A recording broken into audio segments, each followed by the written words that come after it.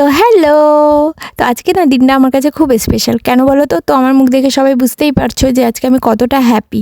হ্যাঁ, আজকে আমার গপুর জন্মদিন। তো হ্যাপি তো বানতাই है।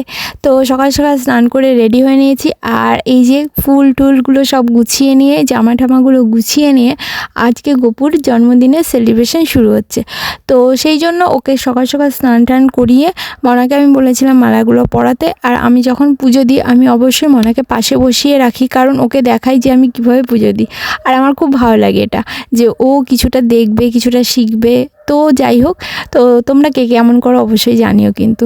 তো এই যে ও দেখছো মালা পরাচ্ছে, আর এই গপুটাকে না আমি ছোটোবেলা থেকে আমার সঙ্গে মানে অল টাইম যা মনে হয়েছে, যখন যা মনে হয়েছে অল টাইম ও আমার পাশে ছিল।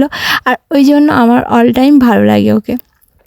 তো ছোটোবেলা থেকে যেহেতু পুজো দিচ্ছি, এখনও প্রত্যেকটা সময় ওকে আমার সব কিছু না বললে ভালো লাগে না, ওর সঙ্গে আমি সব কিছুই শেয়ার করি। তো সকালবেলা আমি এখানে খেজুর দিয়ে পুজো দিয়েছিলাম, আর তারপরে তালের বড়া তো মাস্ট, তোমরা সবাই জানো গপুকে তালের বড়া দিতেই হয়। তো সেই জন্য তালটা আমি কিন্তু একদম ছাড়াইনি, তালটা ছাড়িয়ে দিয়েছিল আমার শাশুড়ি মা, আর আমি জাস্ট তালটাকে মাখিয়েছি। আর এখানে গপুকে পুজো দেওয়া কমপ্লিট হয়ে গেছে। তো এইভাবে আমি কমপ্লিট করেছি। তো তোমরা কে কীভাবে পুজো দিয়েছো অবশ্যই জানিও কমেন্ট করে, আর কেমন লাগলো ভিডিওটা অবশ্যই জানিও। তো টাটা, সবাই ভালো থেকো।